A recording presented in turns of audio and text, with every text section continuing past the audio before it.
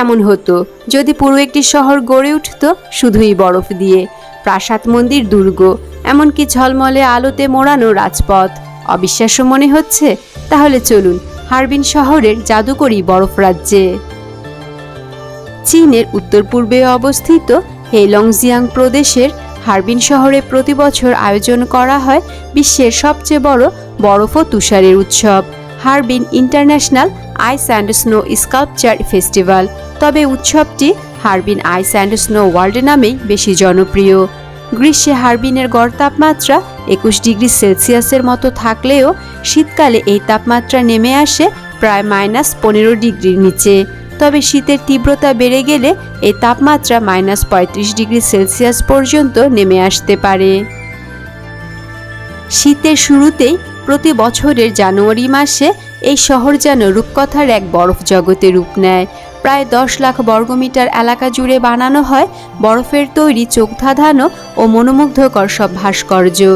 এক পাশে বিশালাকার রাজপ্রাসাদ, অন্য পাশে দিগন্তজোড়া পার্ক। কি নেই এখানে! পাখির চোখে দেখলে মনে হবে সত্যি হয়তো বাস্তবে এসে ধরা দিয়েছে রূপকথার গল্পের কোনো এক ওয়ান্ডারল্যান্ড। অবিশ্বাস্য হলেও সত্যি, এখানে প্রতিটি স্থাপনাই তৈরি বরফ দিয়ে।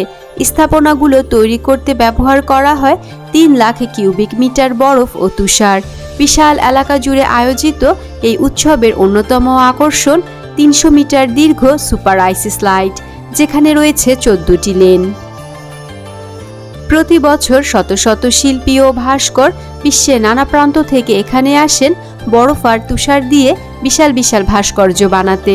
কেউ বানান প্রাচীন চীনা রাজপ্রাসাদ, কেউ আবার ডিজনি দুর্গ বা আইফেল টাওয়ার। এছাড়াও বরফ দিয়ে বিভিন্ন পৌরাণিক দেবদেবী, উপকথা বা লোককথার চরিত্র, বিভিন্ন পশু পাখির অবয়ব এবং এ ধরনের আরও হাজারো বৈচিত্র্যপূর্ণ ভাস্কর্য তৈরি করা হয়। আর রাত নামতেই এসব বরফ ভাস্কর্য রঙিন আলোর জাদুতে যেন সত্যি প্রাণ পায়। হারবিনের এই ঐতিহ্যবাহী উৎসবটি প্রথম শুরু হয় 1963 সালে, কিন্তু 1966 সালে সাংস্কৃতিক বিপ্লব শুরু হওয়ার কারণে প্রায় 18 বছর অনুষ্ঠানটি বন্ধ থাকে। পরবর্তীতে 1985 সাল থেকে উৎসবটি পুনরায় শুরু করার অনুমতি দেয়া হয়। সেই থেকে প্রতি বছর বেশ জাঁকজমকভাবেই পালিত হয়ে আসছে উৎসবটি। সময়ের সাথে সাথে এটি এখন আন্তর্জাতিক পর্যটকদের জন্য এক বিশাল আকর্ষণে পরিণত হয়েছে। এই উৎসব শুধু দর্শনীয় নয়, বরং হারবিন শহরের অর্থনীতিতেও বিশাল অবদান রাখে। প্রতি বছর লাখ লাখ পর্যটক ভিড় করেন এই বরফের রাজ্যে, শুধুমাত্র এই অপূর্ব সৌন্দর্যকে কাছ থেকে দেখতে। যদি কখনো শীতল তুষার জগতে হারিয়ে যেতে ইচ্ছে করে, তবে একবার ঘুরে আসুন হারবিনের এই বরফ উৎসব থেকে। বরফ দিয়েও যে এত উষ্ণতা ছড়ানো যায় তা না দেখলে বিশ্বাস করা যায় না।